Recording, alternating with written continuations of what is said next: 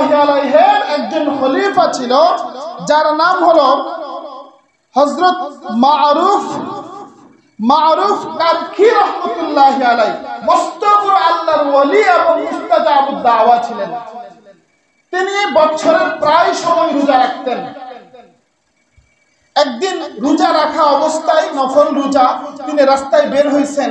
এমন সময় দেখতেছেন একজন যুবক পানি নিয়ে হাঁটছেন আর বলছেন, আমার কাছ থেকে যে পানি পান করবে আল্লাহ রাব্বুল আলামিন তাকে ভালো রাখুক, নিরাপদে রাখুক, আল্লাহ রাব্বুল আলামিন তাকে সফলতা অর্জন করুক, এই দোয়া করতেছেন। তখন জুনায়েদ বাগদাদী রহমতুল্লাহি আলাইহির খলিফা হযরত মারুফ কারখী রহমতুল্লাহি আলাইহি ওই যুবকের কাছে গেলেন এবং তার কাছ থেকে পানি নিলেন এবং পানি পান করে ফেললেন। সাথে যেই লোক ছিল, খাদেম ছিল, আশ্চর্য হয়ে গেলেন। ডাক দিয়া জিজ্ঞেস করলেন, হুজুর আপনি না রোজা রাখছেন, আপনি তার কাছ থেকে পানি পান করে রোজাকে কেন ভেঙে ফেললেন? হযরত মারুফ কারখী রহমতুল্লাহি আলাইহি ডাক দিয়া বললেন, হে আমার খাদেম, এই মানুষটা দেখতেছিলাম এই মুহূর্তে দোয়া করতেছে যে তার কাছ থেকে পানি পান করবে তাকে যেন আল্লাহ ভালো রাখে, নিরাপদে রাখে, সফলতা দান করে। আমার তো মন চাইছে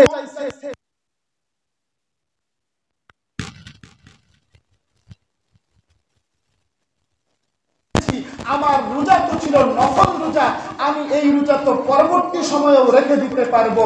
প্রিয় ভাই, যেই জায়গায় একটা দোয়ার জন্য এত বড় অবস্থা বড় আল্লাহর ওলি তার নফল রোজা ভেঙে ফেলতে পারেন শুধু একটা যুবকের দোয়ার আশায়, সেই জায়গায় সালামের মতো এত বড় দোয়াকে আমরা কিভাবে মিস করতে পারি? এই জন্য আজকে থেকে দেওয়া যাবে সালাম ইনশাআল্লাহ। স্ত্রীদেরকে দেওয়া যাবে? হ্যাঁ, এটা সম্ভব না। মান, ইজ্জত, সম্মান কিছু থাকবো? হ্যাঁ, কথা বলেন না কেন? সন্তানদেরকে দেওয়া যাবে? মান ইজ্জত থাকবো? আমার বাসায় কাজ করে যেই কর্মচারী তাকে দেওয়া যাবে? মান ইজ্জত থাকবো? ভাই, মান ইজ্জতকে আপনি লাথি মেরে ফেলে দেন, আপনি একজন প্রকৃত মুসলমান হয়ে যান। কথা ঠিক কিনা বলেন? আমার কাছে আমার মান ইজ্জত বড় নাকি আমার ঈমান বড়? মান ইজ্জত বড় নাকি আমার মুসলমানিত্ব বড়? এই জন্য প্রিয় ভাই, আমি যদি আমার মুসলমানিত্ব ধরে রাখতে চাই, আমি যদি আমার ঈমান ঠিক রাখতে চাই, আমি যদি একজন অহংকারী মানুষ না হতে চাই, তাহলে আমাকে সালামের অভ্যাস করতে হবে। পরিশেষে একটা কথা বলি, আমরা সালাম অনেকেই দেই না, যতটুকুই দেই আনসহি সালাম দেই।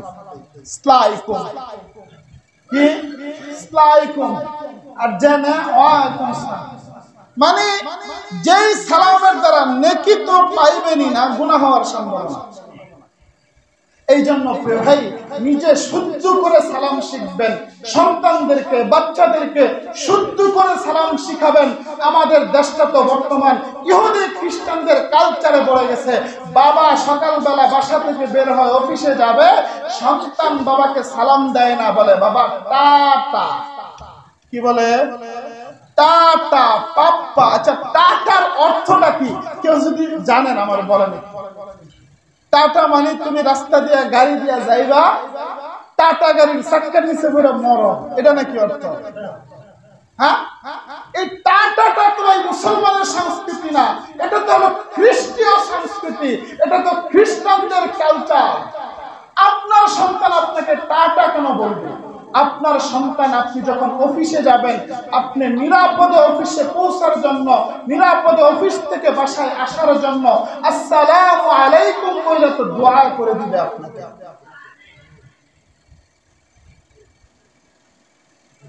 এই জন্য ভাই, সন্তানদেরকে এগুলো শিক্ষা দিবেন। সন্তানদের দোয়া, মাসুম বাচ্চাদের দোয়া, এটা কবুল হতে কোনো বাধা নাই, কবুল হওয়ার জন্য এটার কোনো শর্ত নাই।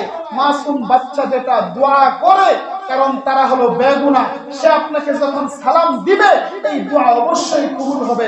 এবার বলেন, বাচ্চাদেরকে সালাম শেখানো যাবে? শুদ্ধ না অশুদ্ধ? আরো জোরে বলেন, শুদ্ধ না অশুদ্ধ?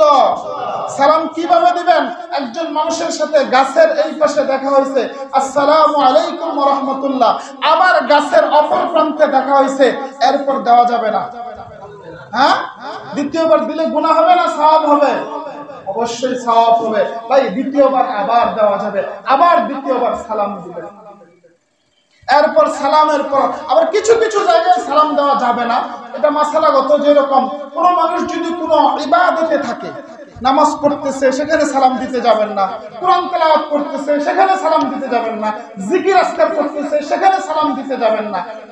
ইস্তিনজার হাজতে আছে, সেখানে সালাম দিতে যাবেন না। খাবার খাচ্ছে, সেখানে সালাম দিতে যাবেন না।